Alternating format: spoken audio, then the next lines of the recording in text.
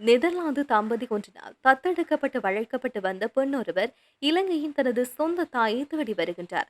தனது தாயை கண்டுபிடித்து தருபவர்களுக்கு பெறுமதியான பணப்பரிசில் வழங்குவதாக 35 வயதான பெண் ஒருவர் இலங்கை மக்களிடம் கோரிக்கை விடுத்துள்ளார்.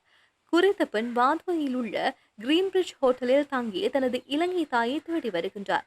நெதர்லாந்திலிருந்து 1985ஆம் ஆண்டு ஏப்ரல் மாதம் 26ஆம் தேதி களுத்துறை பொது மருத்துவமனையில் எண் 3570 கொண்ட இலங்கை பிறப்புச் சான்றிதழ் அவரது பெயர் அசோகா என பதிவு செய்யப்பட்டுள்ளது. மேலும் அவரது தாயின் பெயர் சேனநாயக்க முதியன் சிலகே சாந்தினி என குறிப்பிடப்பட்டுள்ளது.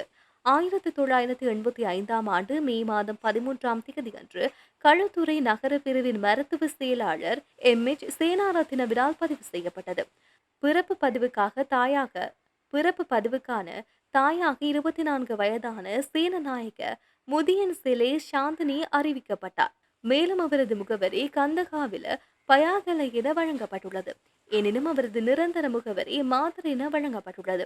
1985ஆம் ஆண்டு மே மாதம் 15ஆம் தேதியன்று இந்த குழந்தை ஜேக்கபஸ் ஹார்மன் மேரி பாடன் என்பவர் எலிசபெத் வில்ஹெல்மினா பாடன் ஆகியோரால் சட்டப்பூர்வமாக தத்தெடுக்கப்பட்டார்.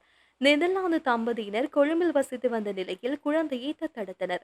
கொழும்பு மாவட்ட நீதிபதி எச்.எஸ். அகலவத்தை கையொப்பமிட்டு 1985ஆம் ஆண்டு மே மாதம் 15ஆம் தேதியன்று உத்தரவிட்டதற்கமைய குழந்தையை பெற்றுள்ளனர்.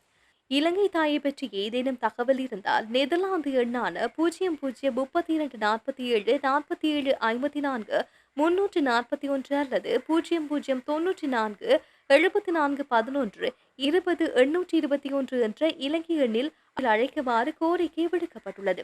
இது தொடர்பாக ஏதேனும் தகவல் வழங்குபவர்களுக்கு மதிப்புமிக்க ரொக்க பரிசு வழங்கப்படும் என மகள் அறிவித்துள்ளார்.